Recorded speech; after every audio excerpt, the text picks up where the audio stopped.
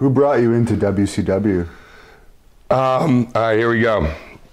We're in Ohio. I want to say, man, I'm going to Dayton Wednesday, actually. So we might have been in Dayton. We did a pay-per-view.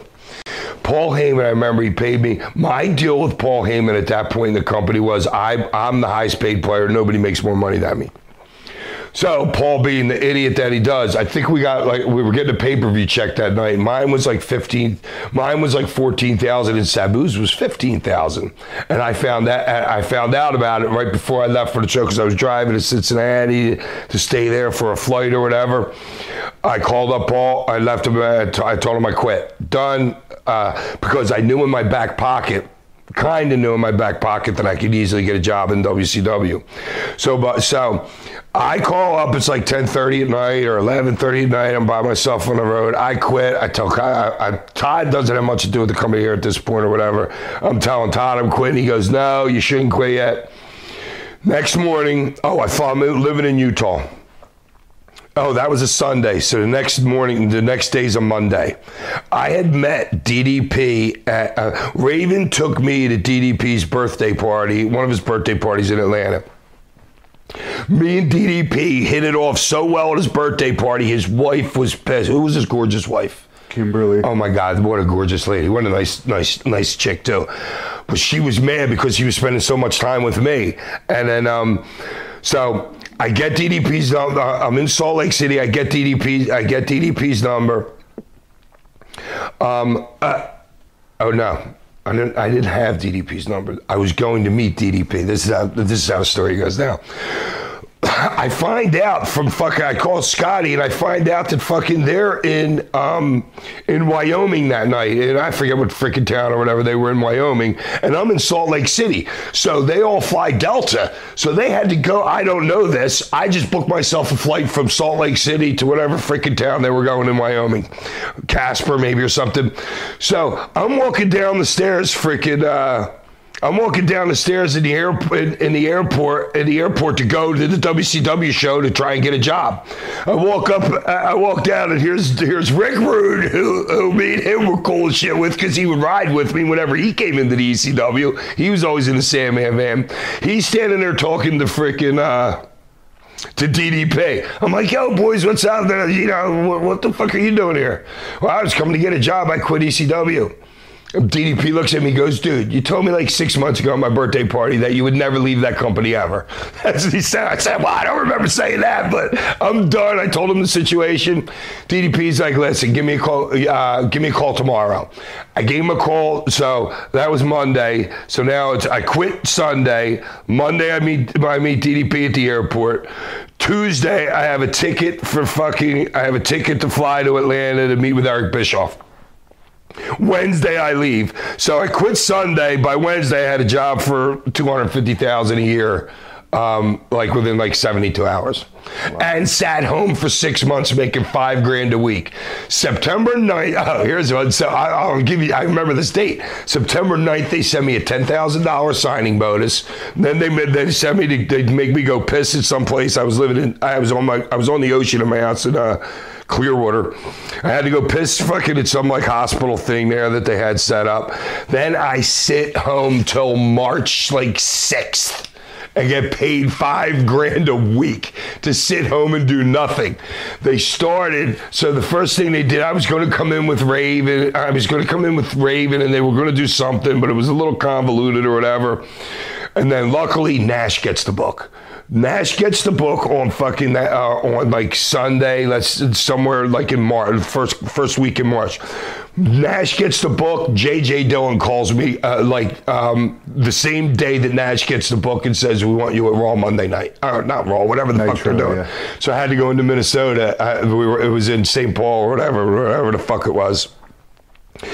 And he said, bring your stick. But I didn't have my stick in this. In the things that we shot some vignettes with Raven at this house that they rented out with a pool and shit like that. And me and him were playing chess, and it was just stupid. I didn't like it, but they're paying me $5,000 a week. I'll freaking suck their fucking dick if they want me to. That's my psychology there. You know what I mean? Fuck. I just paid $125,000 and did nothing. So So I hated that. So I go into freaking so I'm in Minnesota. I'm the first person in the freaking locker room. Next person in the locker room, Sting. I introduce myself to Sting. He pulls out some cards, starts shuffling. And Sting's like the best freaking, was it spade? Whatever the fuck game we were playing, like a rummy or whatever.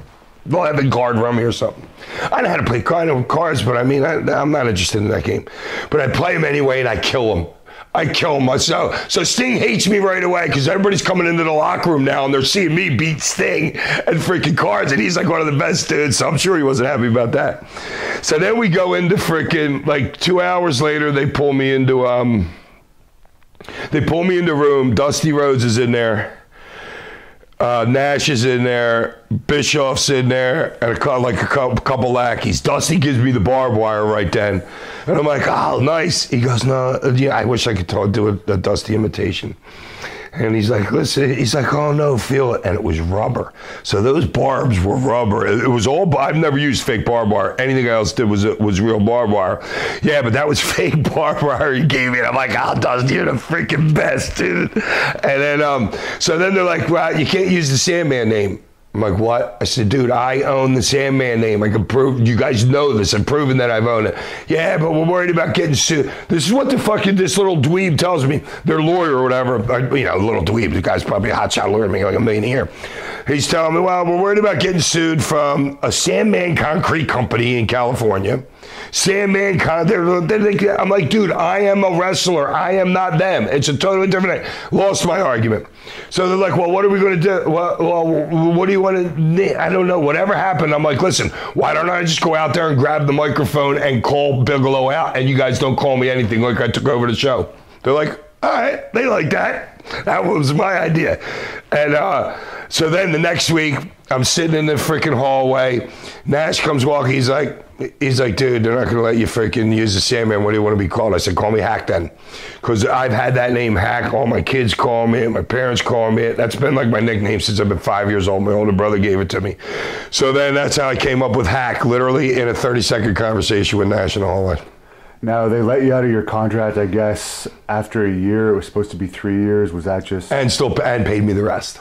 Oh, you were paid? Dude, I was making $5,000 a week with them. Because remember, the company went under. Yeah. Less than 6 months later. They were trimming, fucking fired everybody. I mean, I probably deserved to be fired anyway. Oh, yeah, because they didn't think I hurt my neck in that junkyard match, which was bullshit. I was hurt. Everybody got hurt in that match. They're fucking idiots, them dudes. Just even me and Mikey were fucking on top, we're on the stack of 4 cars, dude. The helicopter's over top of us. And me and him are just cracking the fuck up, thinking that literally I'm laughing fucking hard. That's just the whole scene and everything. It was just ridiculous, that fucking junkyard match. I was supposed to win that. But I showed up late for whatever fucking reason, and in the last minute they switched it over to Fit Finlay. And then there's your karma for you. Fit Finlay gets a gash in his leg and ended up suing him the next night because Fit's not a hardcore dude.